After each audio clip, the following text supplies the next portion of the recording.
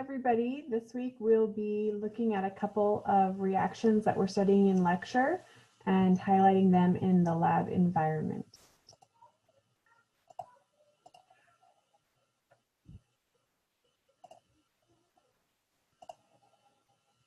So this week we will be looking at the Wittig reaction and the Wolff-Kishner reaction. So the Wittig reaction is an important named reaction in organic chemistry. The carbon skeleton is modified, meaning we are forming a new carbon-carbon bond, which is always an important reaction for organic chemists. And specifically with the Wittig reaction, ketones or aldehydes are converted to an alkene with the formation of a new carbon-carbon double bond. So here are a couple of examples of the Wittig reaction. One sort of generic with just R groups. So it could be any ketone or aldehyde, and then a more specific example with cyclohexanone. The reagent here is sometimes called the Wittig reagent, kind of similar to how we call the organomagnesium compound a Grignard reagent in the Grignard reaction. So this organophosphorus containing compound, sometimes called an ylide, is also known as the Wittig reagent, and it converts a again a ketone or an aldehyde to an alkene, and you can add a number of carbons to this. In these two examples, they're just adding a CH2 group, so just one carbon, but you could add additional carbons if one of these hydrogens or both hydrogens are replaced by an R group. So again, the Wittig reagent is essentially in what we call an ylide, more specifically a phosphorus ylide. And the carbon atom acts as a nucleophile. So you can see the two resonance contributors for the ylide. Sometimes there's a double bond drawn between the carbon and phosphorus, and sometimes it's drawn as a separation of charges and the electrons on the carbon. So again, a carbon ion next to a phosphorus cation. And because the two charges cancel out, overall the molecule is neutral. There's actually a stabilization when there's opposite charges right next to one another, like there is in an ylide. One of the things that's important is we always want to highlight the carbon, right, and the reactivity of the carbon. So if we look at the resonance contributor on the left, we see that the carbon has a lone pair of electrons and has a partial negative charge. I say partial negative charge because, of course, the true structure is a hybrid of the two resonance contributors, and this lone pair of electrons is partially being used to stabilize the phosphorus, which of course is making more than four bonds in this case, which is okay because phosphorus is above a second row element, and so it can make more than 4 bonds through expanding its octet. But the important thing is understanding that the carbon can act as a nucleophile because of the partial negative charge on it.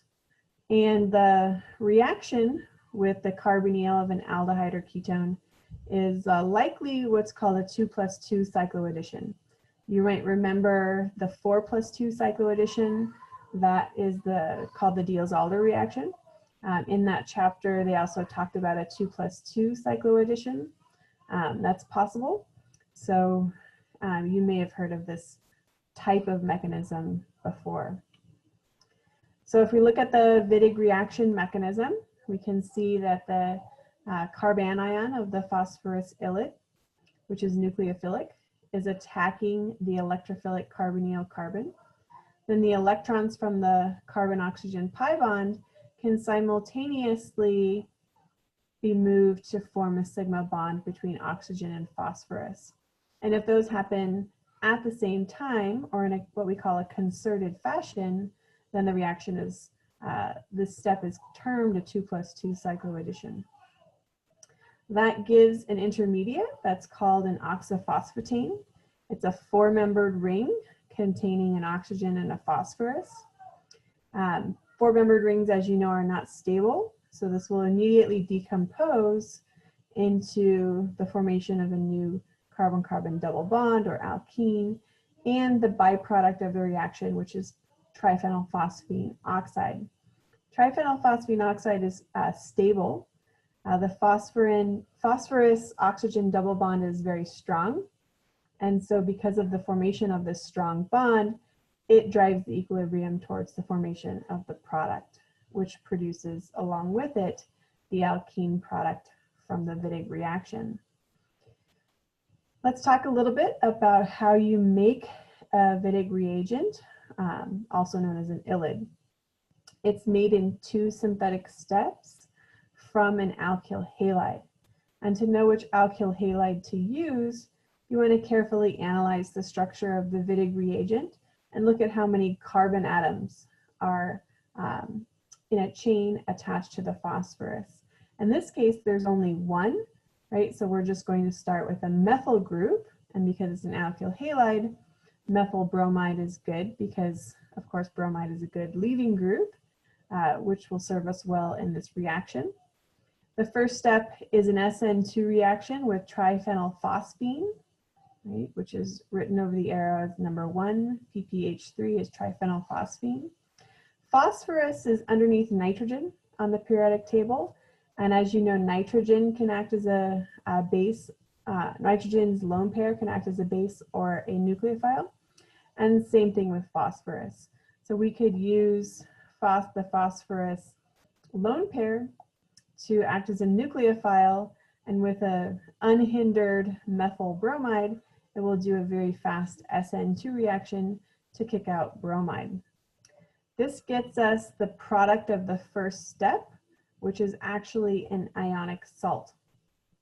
And you can see that the phosphorus has a positive charge, so it's ionic, and whatever you kicked out will be the counter anion for the phosphonium cation, together called the phosphonium salt. So once you have this new carbon-phosphorus bond with the phosphorus being positively charged, that actually makes the hydrogens attached to the alpha carbon more acidic. And so they can be deprotonated by a base and to form the ylid. Now, these hydrogens here are not that acidic. They're acidic, but not, extremely acidic. So we still need a very strong base to be able to deprotonate them. One common base for the formation of Wittig reagents is N-butyl lithium. That stands for normal butyl group lithium. And so you can think of that as an ionic bond between the carbon and the lithium. Or sometimes people draw it as a polar covalent bond, similar to a Grignard reagent. So N-butyl lithium, being a very strong base, can go ahead and deprotonate the hydrogen here, which again is a little more acidic because as soon as it's deprotonated, the anion is stabilized by the neighboring positively charged phosphorus cation. If you, instead of having hydrogens attached to the carbon, right, so in this case we have 3 hydrogens, let's say 1 or more of those groups was an electron withdrawing group. If that was an electron withdrawing group, we would call this a stabilized Wittig reagent or a stabilized ylid. And that's because the anion formed would be stabilized by the presence of that electron withdrawing group. And that stabilization can make these hydrogens even more acidic. So if it was a stabilized ylid being formed by the presence of an electron withdrawing group attached to the carbon, that would actually make these hydrogens more acidic, and we could get away with using a weaker base, which you will see in the activity. One thing to note about the first step before I move on is that it is an SN2 reaction. So one of the things we want to remember about SN2 reactions is that they are favored with unhindered alkyl halides. So starting with a methyl or a primary alkyl halide is ideal to be able to undergo this SN2 process. Secondary alkyl halides are okay. we would still get a significant amount of product. Tertiary alkyl halides are much more difficult to do an SN2 reaction on. So again, think about what's ideal for a SN2 reaction, and an unhindered alkyl halide is ideal for that. Okay, so one of the things to mention about the Wittig reaction is that it is stereoselective. When you use what's called an unstabilized ylide, like we see here, or Wittig reagent, the major product is actually the Z-alkene. You can see that they've drawn the Z-alkene as the major product here. Again, it's unstabilized because attached to the carbon participating in the double bond here for the ylide, there is no electron withdrawing group present, or no way for that anion to be stabilized through resonance. Let's look at a couple of what we would call stabilized ylides. The first example here being the most stabilized ylide. Look at the ester, right, the CO2 ET group here. This is an electron withdrawing group because the carbonyl is directly attached to the carbon that is an anion of the ylide. So the presence of that electron withdrawing group actually stabilizes the negative charge on the carbon through resonance. And as a result, we say that this ylide is, the carbanion is particularly stable. When you use a stabilized ylide, the stereochemical result of the reaction changes. And instead of getting Z as the major product, the Z-alkene, instead we get the E-alkene as the major product. And you'll see that talked about in the video for this week's lab. One of the things that is a little bit of a discrepancy between what's talked about in the videos and the book, the Klein book, is that he considers the second ylide here with the phenyl group attached to be a stabilized ylide, providing E as the major product. But it's not nearly as stabilized as the first example with the ester as an electron withdrawing group. While the anion on the benzylic position is stabilized through resonance with the phenyl ring, it is not as stabilized through resonance as with the ester. Because if you draw out the resonance contributors with the ester, the anion is stabilized on the carbon and then all the way up to the oxygen of the carbonyl. Whereas in the bottom case, the anion is stabilized into a benzene ring, but it's always on a carbon atom. It never gets to a really stable oxygen electronegative group.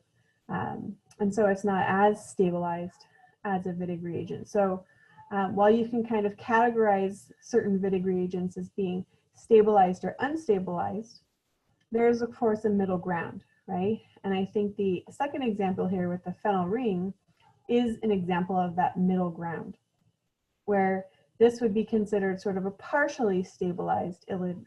And while we might get E as the major product, there'll still be a significant amount of the Z isomer formed in this case. Whereas the top example will almost exclusively give you the E isomer. So it's much more stabilized ylide, and it leads to a better stereochemical output with only one product formed. Okay, so in the activity, once you're doing the Wittig reaction, of course you want to be able to figure out, did I actually form an E alkene as expected? Did I form the Z alkene, which would be an unexpected result with a stabilized ylide? Or did I get a mixture? And how can I figure that out? So one way to figure that out is through proton NMR analysis. And specifically what you want to do is analyze the coupling constants of the signals produced by the hydrogens attached to the sp2 hybridized carbons. So one of the things to remember when we talked about NMR is that coupling constants, or the distance between the peaks, also known as the J value, can vary depending on the hydrogens that are neighboring one another. And so, for example, these two hydrogens that are in red, that are trans to one another with respect to the double bond, The coupling constant is very large, around 12 to 18 hertz. Whereas if you have the two hydrogens that are on the same side of the double bond, we might also call those cis alkene hydrogens, the coupling constant is much smaller, now anywhere between 6 and 12 hertz. So it's actually looking at these two specifically that we'll be able to distinguish whether or not we very likely made a E or trans alkene or a Z or cis alkene. Again, it's going to be measuring the distance between the peaks of the signals produced by the hydrogens attached to the alkene carbons and looking to see if the coupling constant is between 6 to 12 hertz, which would correspond to a Z alkene, or 12 to 18 hertz, which would correspond to an E alkene. Let's look a little bit more at the Wittig reagent that is used in the Wittig reaction. Retrosynthetically, if we see an alkene and we think about potentially making that alkene through using a Wittig reaction, we can think about which side of carbons came from the aldehyde or ketone, so the carbonyl component, and which side, right, of carbons might have come from the alkyl halide that was used to form the Wittig reagent. So if you cut or break a carbon-carbon double bond, you can think of two potential routes for making that alkene via the Wittig reaction. So going to the left here, right, we see that the carbons on the left, the 4 carbons on the left, they're imagining those came from a ketone. And that would mean that the other side, which is just a CH2 group, came from the Wittig reagent, which then came from an alkyl halide. The other possibility going to the right here is if you break this carbon-carbon double bond and think about how you could have made it in the forward direction, perhaps the one carbon on the right, the CH2 group, was the carbonyl component, in which case that would have been formaldehyde. That would mean that the other side, those 4 carbons, came from the Wittig reagent, which came from an alkyl halide. So we can think of these as route number 1 or route number 2. Let's consider which route might be better, right? And specifically, we want to think about what alkyl halide would have been needed to make both of these Wittig reagents, right? So this one on the left and the one on the right. So for route number 1, we were preparing a Wittig reagent where all we have is 1 carbon, right? A CH2 group attached to the triphenylphosphine. So because there's only 1 carbon in the Wittig reagent, that means that we started out with just a methyl group. So for example, methyl bromide or methyl iodide or methyl chloride. You can treat that with triphenylphosphine and N-butyl lithium to form this Wittig reagent. If we had chosen route number 2, then we would have made this much more complex Wittig reagent with more carbons, right? And that means that if we simplify that to the alkyl halide that would have been needed to make that Wittig reagent, it's actually a secondary alkyl halide. Remember that that first step with triphenylphosphine utilizes an SN2 reaction. So of course, a methyl or a primary alkyl halide is preferred. So route number 1 is much preferred to route number 2, just because we have a much less hindered methyl group than this secondary alkyl group, and we'll get a better yield of the Wittig reagent. So overall, the best synthesis of that alkene would be starting from something like methyl bromide or methyl iodide, formation of the ylide or the Wittig reagent through use of triphenylphosphine followed by N-butyl lithium, then treatment with a corresponding ketone to make the alkene. All right, we're moving on to the second reaction that we're studying this week. Both of these reactions are part of the chapter that we're studying in lecture this week as well. So the goal is to align these as much as possible to lecture. Since we're learning all about reactions of aldehydes and ketones in lecture this week, it will be good to learn about the Wittig reagent, which is a reaction of an aldehyde or ketone, Wittig reaction, excuse me, and also the Wolff-Kishner reaction, which is sometimes called a reduction reaction, which is also a reaction of an aldehyde or ketone.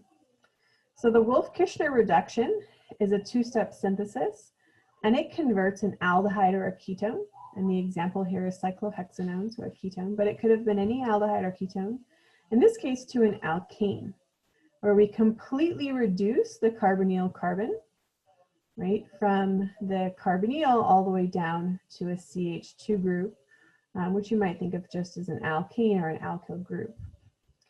So I mentioned it's two steps. The first step is reaction with hydrazine. So hydrazine is this NH2 compound. And sometimes there's an acid catalyst present in the, to facilitate the reaction. Although in the video, I believe he just mixes hydrazine hydrate with the corresponding aldehyde or ketone that he was using, and he doesn't add any acid catalyst. He just heats the reaction in a microwave to a very hot temperature, which can help facilitate the reaction. So extreme heat can help facilitate the reaction if an acid catalyst is not present. In this particular reaction, water is a product. That's why you see this minus H2O under the arrow. So this is one reaction where it would be useful actually to potentially utilize a Dean-Stark trap, which I know is one of the Joe videos that you're watching for this week, because water is produced and it can be removed through the use of the Dean-Stark trap, which will drive the equilibrium forward to forming the synthetic intermediate here, which is called a hydrazone. In the video, he doesn't use a Dean-Stark trap. Again, he just microwaves the reaction, which actually gives the water product enough energy to become steam. That steam essentially evaporates from the reaction flask. And that's the way he drives water out of the reaction, by essentially just heating it off in a microwave. But if you didn't want to heat to those extreme temperatures, perhaps your substrate is not as robust as the one he was using and might be damaged through extreme heat and microwave heating, then a Dean-Stark trap might be useful for this reaction. You can think of the conversion of a ketone or an aldehyde to a hydrazone as analogous to the reaction of a ketone or an aldehyde with a primary amine to form an imine. The difference between an imine and a hydrazone is this NH2 group that you see drawn in red on the intermediate. If the nitrogen had a R group, so an alkyl group attached here, we would call this an imine. But because it's an NH2 group, they call it a hydrazone. So again, the reagent is called hydrazine and the product functional group is called a hydrazone. But the mechanism is entirely analogous to imine formation. The difference being an NH2 group or an R group is the difference, and mechanistically it doesn't make any difference for the formation of the imine or the hydrazone. The second step utilizes a strong base such as potassium hydroxide and heating, and expels nitrogen gas from the molecule, and again we end up with two hydrogens attached to the carbon. So effectively that carbon is reduced from a carbonyl to a CH2 group. So I put the mechanism from the Klein book of imine formation in here to show you the mechanism of the first step. Remember that this is entirely analogous to hydrazone formation. The difference here is you can see that the R group on the amine, right, is drawn here. And if we were making a hydrazone, this R group would be an NH2 group. But otherwise, the mechanism is exactly the same. I'm also going to attach a link to a YouTube video that I have where I discuss this mechanism in detail by drawing out each intermediate instead of having a computer drawn version that you can watch as well.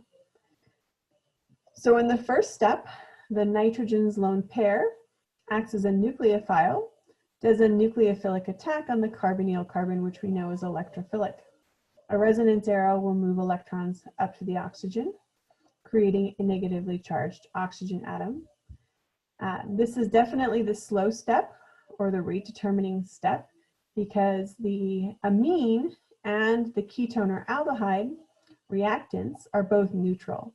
So because they're both neutral and stable, the activation energy to get them to react together is going to be fairly high. So this is definitely the rate determining step. And as soon as the nucleophilic attack occurs, there will be a rapid proton transfer from anything that can act as an acid in solution. Of course, if you've added an acid catalyst, then there will be an acid present.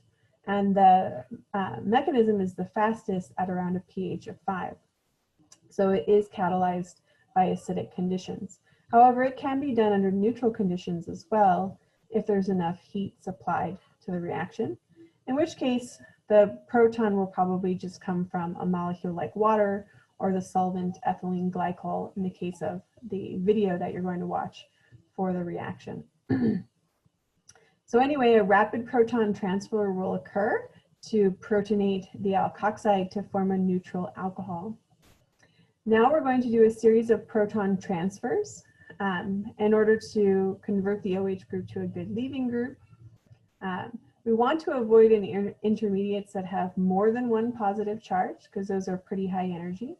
So because there's already one positive charge in this second intermediate, we are going to deprotonate it to make that group neutral before we protonate the oxygen to make a good leaving group in water. So it's a series of proton transfers where we deprotonate the ammonium ion, making a neutral amine. Then we can put that proton that we just removed onto the oxygen. That creates a good leaving group, right? Now we know that water is present and can act as a leaving group. So once that's present, the nitrogen's lone pair can help kick that water off. That's where the water is formed in the reaction, right? We said that water is a product of this first step. So any process that removes that water from the reaction will drive the equilibrium towards formation of the product. Notice how all of these steps are equilibrium arrows, right? So they're all reversible steps. Once we lose water, we have the protonated nitrogen atom or the ammonium ion, and a simple proton transfer to remove the proton will reveal a neutral and isolatable imine. Now again, it's called an imine when the R group is an alkyl group, but if this R group was an NH2 group, we would call this product a hydrazone.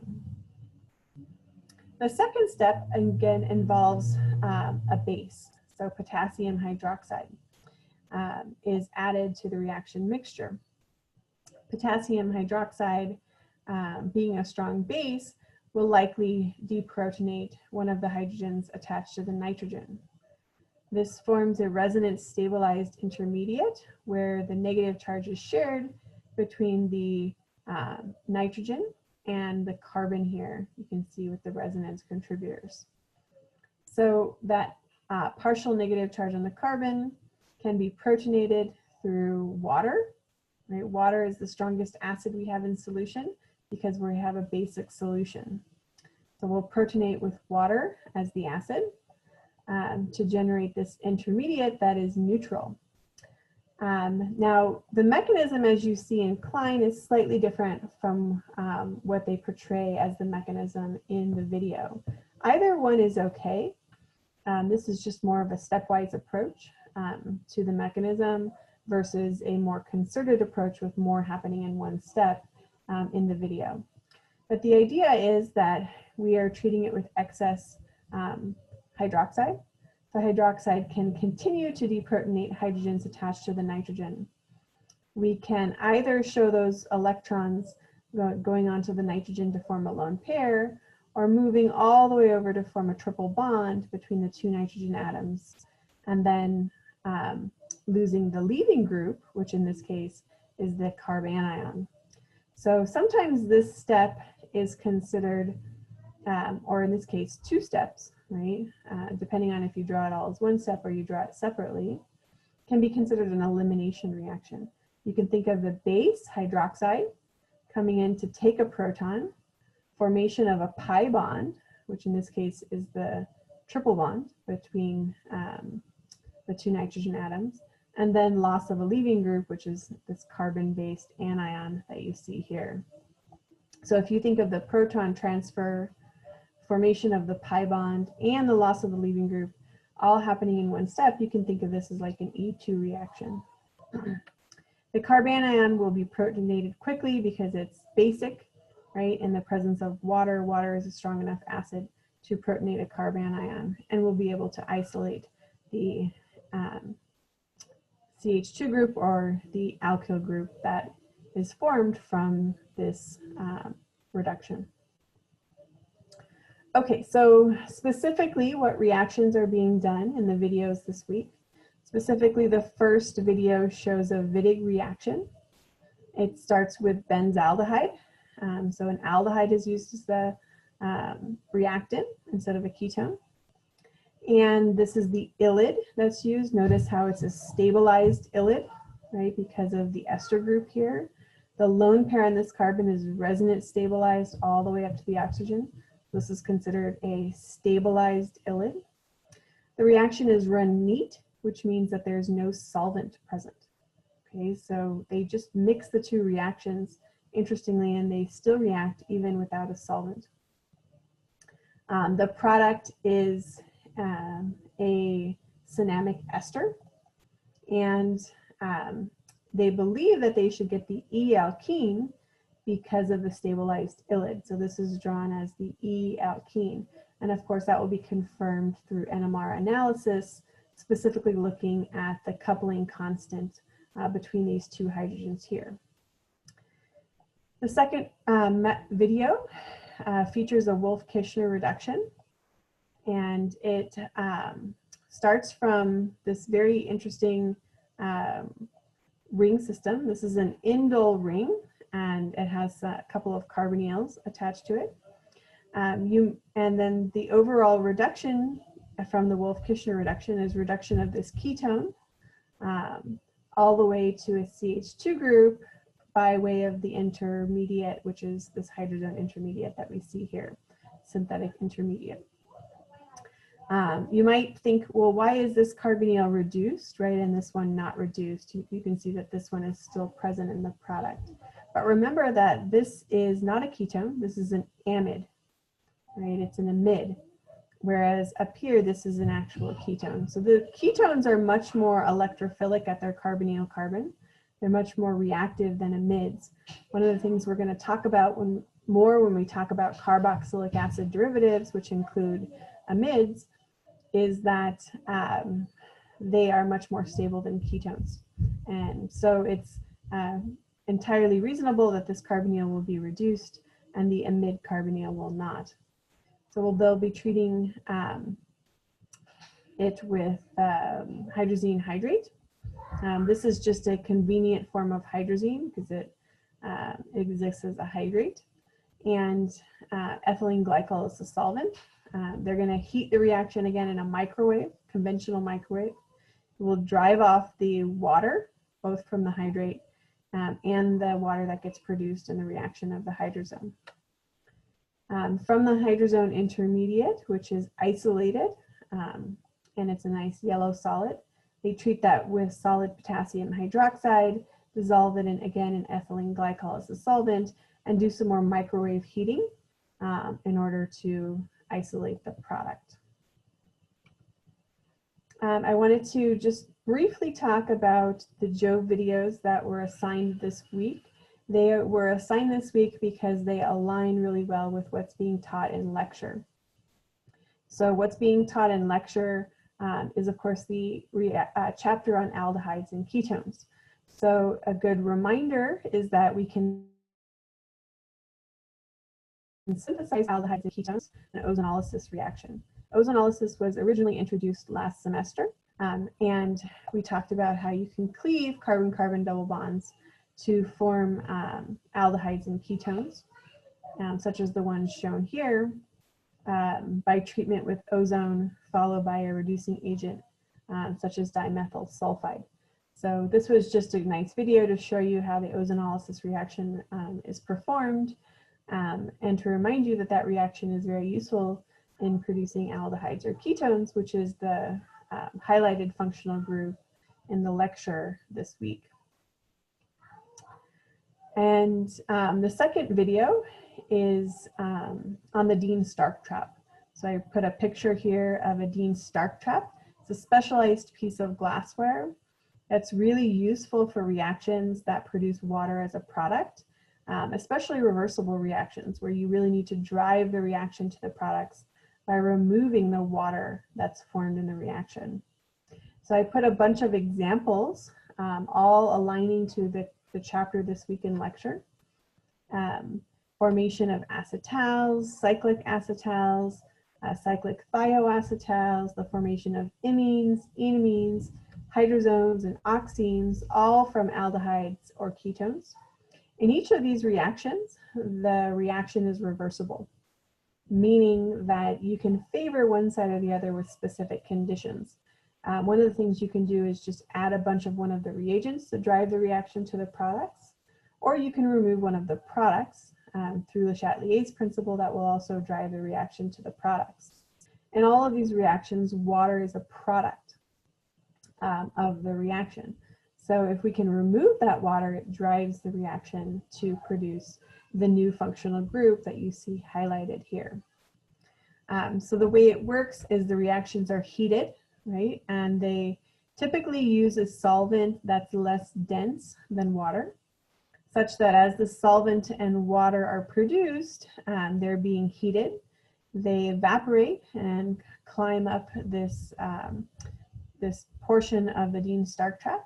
The vapors eventually make it into the condenser, they get cooled, and then they drip down into this graduated section of the Dean-Stark trap.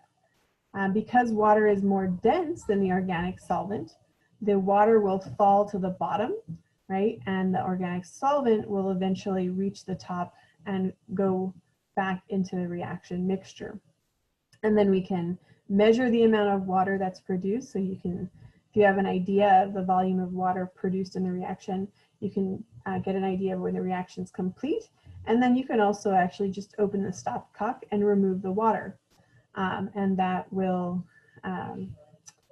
remove the water from the reaction. Although just keeping it in the Dean-Stark trap is also fine, because of course there's no way it's going to get back into the reaction, because it's going to fall to the bottom of the organic solvent due to density. Okay, the last Joe video that was assigned this week is the N-butyllithium titration. And this just talks about some practical aspects of having and using N-butyllithium in the laboratory. So one of the things that's mentioned is that it's not a super stable reagent. Think of it as kind of like a Grignard reagent. And it's not going to stay stable on the shelf for a very long time. You can keep it in the fridge, which will help keep it for a longer period of time. But as it's being used, the bottle is opened, it's exposed to air and moisture in the air, it starts to break down. So one of the things that's useful is understanding how to figure out what is the true concentration of N-butyllithium in a solution, because you can purchase N-butyllithium as a solution in an organic solvent, but over time it will decompose, so the actual concentration of N-butyllithium is commonly lower than what it says on the bottle. Like it might say it's a 1 molar solution of N-butyllithium, but if that N-butyllithium's been around for a long time, it might be a lot less concentrated than 1 molar. So it talks about going through a titration process to figure out the true concentration of N-butyllithium in the reagent flask, which is helpful because, of course, let's say you want to add a molar equivalent to your reaction. Unless you know the true concentration, you won't be able to add a molar equivalent to your reaction. Some reactions that utilize N-butyllithium, I highlighted on this PowerPoint, which are, you can actually use N-butyllithium as a kind of equivalent to a Grignard reagent, right? It's a strong nucleophile as well as a strong base, and it can actually attack an aldehyde like benzaldehyde and produce a secondary alcohol exactly the way you would form this product through use of an N-butyl magnesium bromide Grignard reagent. We saw its use in the Wittig reaction this week. So it is often used as the base to deprotonate the hydrogen to form the ylide, particularly with unstabilized ylides. It is used because it's a very strong base. And it's also used to form a base called LDA, which stands for lithium diisopropyl amide. You may or may not have heard of this base yet in lecture. And if you haven't, don't worry, I'm sure you'll be exposed to this base soon. It is a strong and bulky base, and it is useful in many organic reactions. And it's prepared from diisopropylamine and treatment with 1 molar equivalent of N-butyllithium, which will deprotonate the nitrogen, leaving a, you can think of this as a nitrogen-lithium polar covalent bond or an ionic compound. Either way, it's a strong, bulky base and useful in many reactions. Okay, so that is it for this week. Have fun with the activities. Let me know if you have any questions, and I'll see you guys in office hours, hopefully.